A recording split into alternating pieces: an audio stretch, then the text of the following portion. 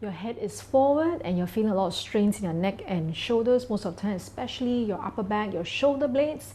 You may have tried some exercises, but without the proper guidance, it's making you feel worse sometimes. You may have seen a physiotherapist or a chiropractor. It may have given you some temporary relief, but after some time, the pain came back and you don't know what to do. So in this video, I want to share with you maybe some reasons that you might not be aware of that could help you to relieve the tension. Welcome to Opulence. This is Carol. In this space, I guide you how to release tension, strengthen from within, and find balance in your mind and body.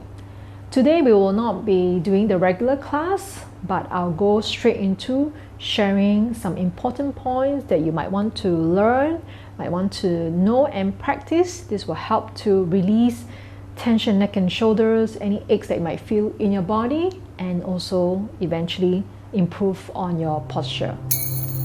Now, the reason for our head being forward, of course, due to some bad habits, of course, it could also be faulty posture.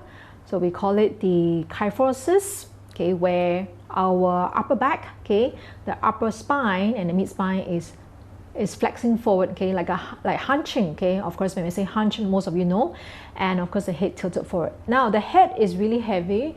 It's heaviest part of our body, so it's like you're having a bowling ball, okay, and therefore when we have a good posture, the head over the shoulders, we don't feel that strain. So same thing, if we have bad habit and the head is already tilted forward, it's going to put a lot of strain on your neck and shoulders. Or you can also visualize the golf ball and the pin. All right, the golf ball is really small, but it's really heavy. So any tilt, you can feel that tension, okay, or that weight on your neck and shoulders. Of course, in modern life, it's not helping. We are looking at our phones or on our laptop, and naturally, if we don't adjust the position of the phone or the laptop, okay, we're going to feel that pain more and more as we grow older. Today's video is focusing on people who already been in this posture for a long time or been feeling that pain for a long time. Like what I mentioned earlier, you may have seen a physiotherapist or a chiropractor, and basically you are, most of the time you're in this posture, okay? So where your head is forward, shoulders roll forward, and lots of tightness. So even with you doing some basic exercises, it's causing quite a bit of pain. So you do need really special attention when you're practicing some of the exercises. Now let's go straight into the reasons, okay? So first, I was just mentioning about the physical aspect of it. So muscular, posture, the tension, weak core muscles, so that belongs to the physical aspect, which you can see a lot of videos in my channel, okay, that help to strengthen the core muscles and also to work on the spinal alignment. Now then, the second one will be the emotional part. All right, so when we say emotional, when you're feeling depressed, okay, anger, anxiety, so negative emotions. So for example, when someone is very depressed, so if you are, maybe in a relationship and you just gone through a breakup, or most of the time you may not be walking like this. Naturally, the posture would be like that when someone is depressed. All right. So in the yoga aspect of it, we say that the heart chakra is kind of closed also. In this, you are feeling very down, depressed, shoulders roll forward. Now, the third point, all right, third point would be cognitive, okay, cognitive, so the mind, all right. So our mind is thinking a lot and we have negative thoughts, not positive thoughts, okay, and we feel hopelessness. So this is also not helping, okay. So this can bring stress, all right. So mental stress can cause, okay, this tension in the upper back, and it goes to the spine, all right. Now, of course, the fourth point that I want to share with you is environmental. So environmental meaning you may be suffering from a job loss. Okay, right now we are going through this COVID-19 virus challenges. So many people might have lost their job. So this could also cause lots of tension in the body. So it's not just physical, So we have to look at the 3 other points. Now all these 4 points, okay, 4 aspect is mentioned if you have done the research, okay, Dr. Sarno. So you can actually find out more about Dr. Sarno, and this is his book. Okay, he had been treating many people and he's a medical doctor, but he realized that, you know, the usual medical approach did not help the patient. So they've done some tests. So if you're interested, you can find out more about Dr. Sarno. So for me, of course, I'm connected with Dr. Sarno because this is what I also found out with my years of teaching students. I can be giving them a private lesson, you know, Pilates, trying to help them to strengthen, you know, get them to be aware, but it was not helping in the sense that it's because of the emotional part. I can help in the physical, as I say, temporary relief, but they have to know something about the emotional aspect. And most of them are aware, but it's very hard to change. So in this video, I hope that I can help you. So let's come back to the other 3 ones. So let's leave the physical aspect of it to another video, or you can watch my other videos to improve on the spinal health. So emotional, cognitive. So most of the time when the heart is closed, so as I say, emotion, depression, anxiety, anger, rage, okay, when you know this part is closed, or in yoga term, the heart chakra is closed, you're going to feel quite a bit of tension and pain in the upper back, your shoulder blades. Now with this, it goes to the mental part. So we are thinking more than we should, overthinking. Okay, so we are not feeling. Okay, we are not, the heart chakra is not open. The overthinking can cause the negative emotions. So they are kind of linked. So with this, we need to do something about it. So let's just look at these 2 points, all right? And of course, the last one is environmental. So you could also be, you know, beside a job loss, you could be in an environment, for example, your job is really stressful. So we can pull ourselves out of the situation. But again, like what I say, it's not so easy. You know, maybe you need the job. So we have to see what else we can do. So with these 3 points, I like to then share with you the solution. So what are the solutions that we can try right away? So let's zoom in to 3 ways. There's many other ways, but in this video, I just want to focus on 3 ways. Now, number 1 would be going into nature, all right? Going to nature, depending when you're watching this. So right now, we are still in the middle of the COVID-19, but whenever we have a chance, okay, we can step out of our house and really, you know, feel the sand, feel the ground, all right? Maybe have our feet touching the grass. Maybe you can touch the, you know, hugging the tree, or just touch the tree and just be close to nature. This can help to release a lot of tension. So the Japanese have done a lot of research on forest bathing. So there are many people, stressful people in the city. I'm in Singapore, so we are also a busy city. So maybe many city people have this problem, all right? So we are not spending enough time in nature. Okay, just really feel the sun or the rain, okay, feeling the wind, you know, just taking time to slow down, mindful breathing, be aware of the contact, okay, your soles, your feet, your hands, all these can help to relieve the tension. And when you are in nature, please leave your devices aside and just be focused on your breath, you know, and your surrounding. Now, second would be, I recommend meditation. So meditation, or you can think of it as a mindfulness practice, whichever you resonate more. Now, what I'm trying to stress here is just about bringing your mind back to the body, okay? Bring your mind back to the body. So, but how can you do it, okay? So, can start by just breathing, okay? So sitting like that. We can always, you know, just sit comfortably. You can sit cross-legged like me, or you can sit on a chair. It doesn't matter. All right, can be standing. It does not matter. Okay, as long you can feel that your spine is lengthened, relaxing your shoulders, chin parallel to the floor, and you just feel the breath. If you're new, just place one hand on your belly and the other hand on your chest, and try to just feel the breath. So you may, if you're comfortable with the diaphragmatic breathing, you might feel the movement in your abdomen. If it's not comfortable, relax your hands and just feel the air moving in and out of your nostril. So mindful breathing, okay, we can do this, really basic. Because if we do it for too long when you're new, maybe after 10 seconds, our mind wander off again, and we want to avoid that. So, of course, again, I'm quoting many wise teachers, mindfulness teachers that have taught this, okay, meditation teachers, spiritual teachers that have taught this. We do it short, all right? We do it short, meaning we do it maybe like 1 minute, 2 minutes if you're very new, and then you relax. Okay, maybe just feel 3 to 5 deep breaths, and that's good enough. But you do it a few times a day.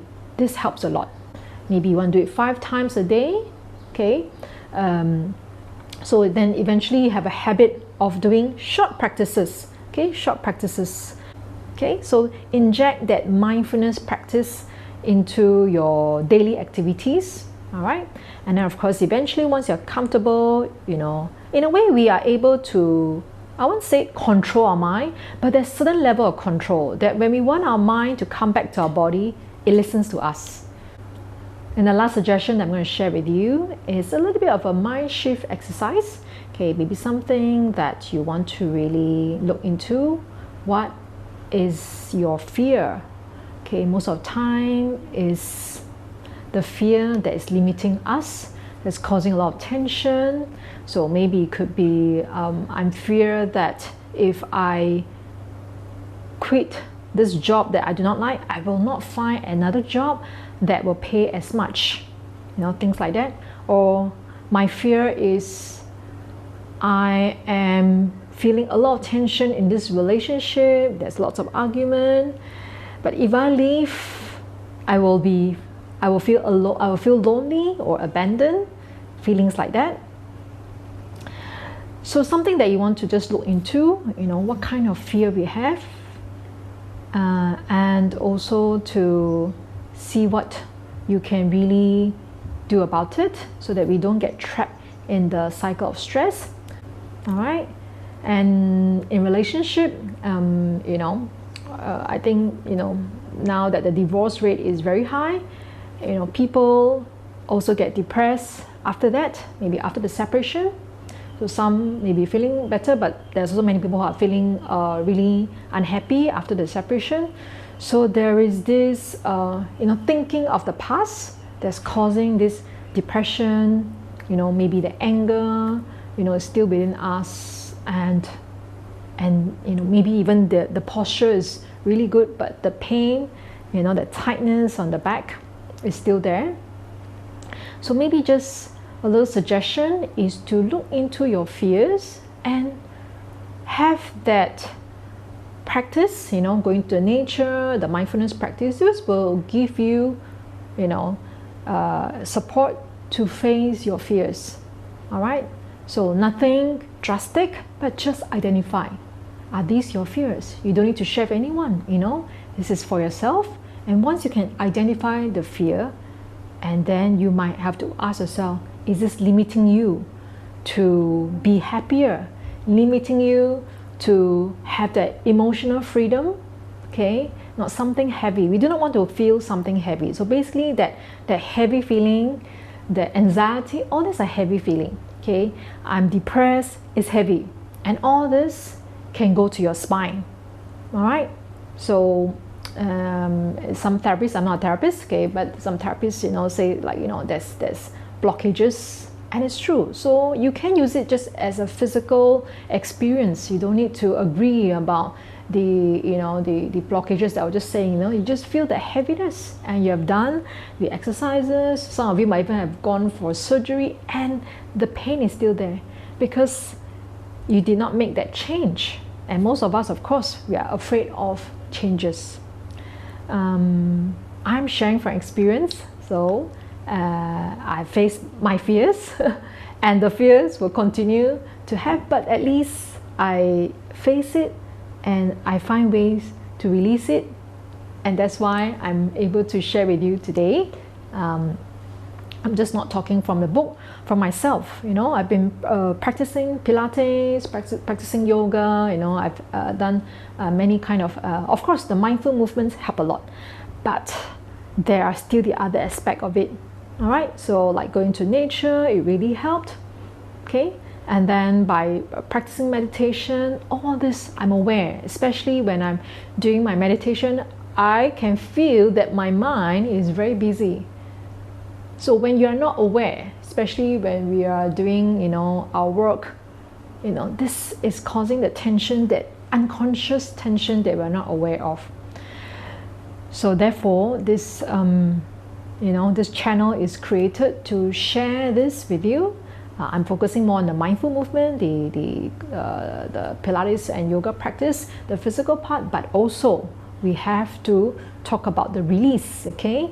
And the strengthening. So the release, we have to release the tension. So releasing meaning that it could be just, okay, for physical, it can just be shaking, you know, or just exhaling, you know, with the big you know, this could help. You know, or just us swaying the body gentle, you know, releasing and not in alignment or form. Of course, we don't go crazy to hurt ourselves, but just that shaking and just relax, just like a kid. If you look at the kid, they are very free because they don't think about the past. You know, they are quite free in the mind, and therefore the body, you know, the movement is, and sometimes want to be like a child. All right, so of course in your own space, if you are a little bit shy, you know, we want to just kind of like dance freely, you know, without formless, you know, we're not gonna, oh, I need to do this pose. No, just be free, and that helped to release a lot. And that's something that I want to continue to share. And the strengthen is not just physical strength, so we're not talking about muscles, okay? We want to, so for Pilates, we're talking about the deep core muscles. There is the deep core muscles, but we can't really see it. But that is the foundation, and that's the pillar. And the other strengthening I'm talking about is the courage and confidence to change. And that's the strength that we need to build. Okay, it's not just about studying the book, you know, there's lots to it. Okay, I'll share another time.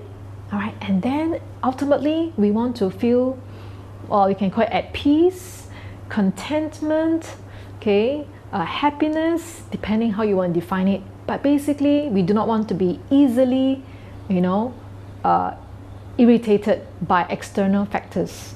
Okay, then with that, you can be in the crowded train, you can be in a very tense situation in the office, you are at peace, okay, you are in control of emotion, and then you can solve the problem. Okay, not that the problem is not there, the problem is still there, but that could help us to look at it, okay, and try to, and also, you know, besides just trying to solve, okay, we also learn how to let go. We put in an effort, and sometimes it doesn't work, and we let go, and that letting go is also very important. Okay, so we've come to the end of the sharing today. I really hope that you can look into these 3 suggestions that I have shared with you today. You can click on the link below. I have this daily yoga stretch, okay? It's a bit of a release, okay? I always like to recommend you to do some release, some stretches, you know, if you feel tightness. Or of course, you can just go to the nature, okay, have a walk. And with this, I wish you well, and I'll see you in the next video.